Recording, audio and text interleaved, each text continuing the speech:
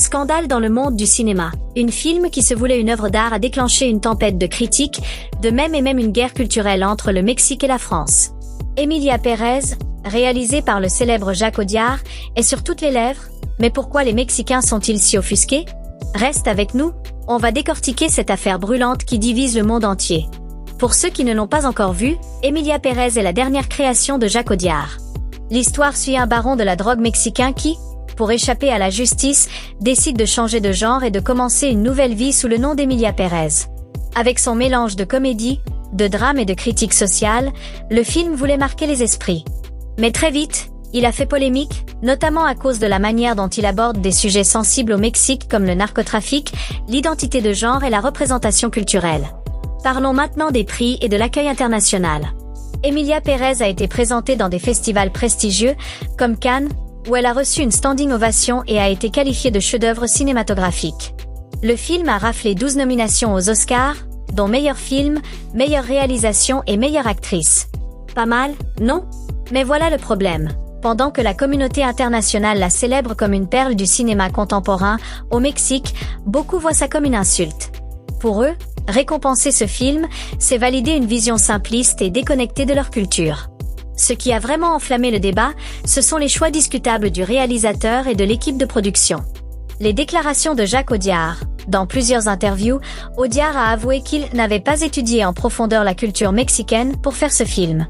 Pour beaucoup de Mexicains, où le narcotrafic et les questions d'identité sont des sujets ultra sensibles, c'est perçu comme un manque de respect total.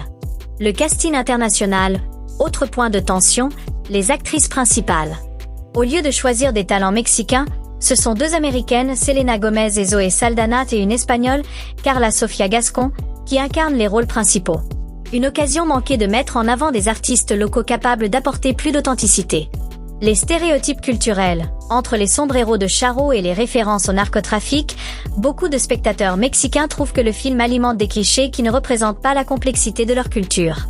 Tout ça a eu un impact social énorme, qui dépasse largement le cadre du film. Pour beaucoup de Mexicains, Emilia Pérez est l'exemple parfait de la manière dont les grosses productions internationales peuvent complètement passer à côté de la représentation des cultures étrangères, tout en étant adulées par l'industrie mondiale.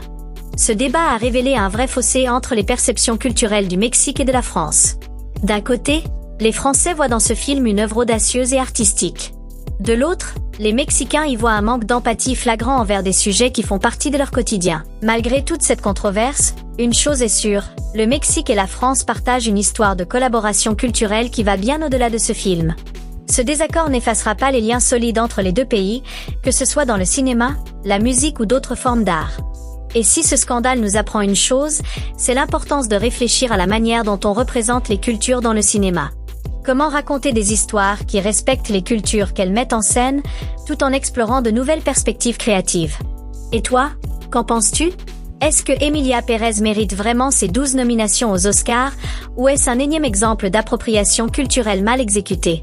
Dis-nous tout en commentaire et rejoins le débat. N'oublie pas de t'abonner, de liker cette vidéo et d'activer la cloche pour ne rien rater. On se retrouve dans le prochain débrief ciné.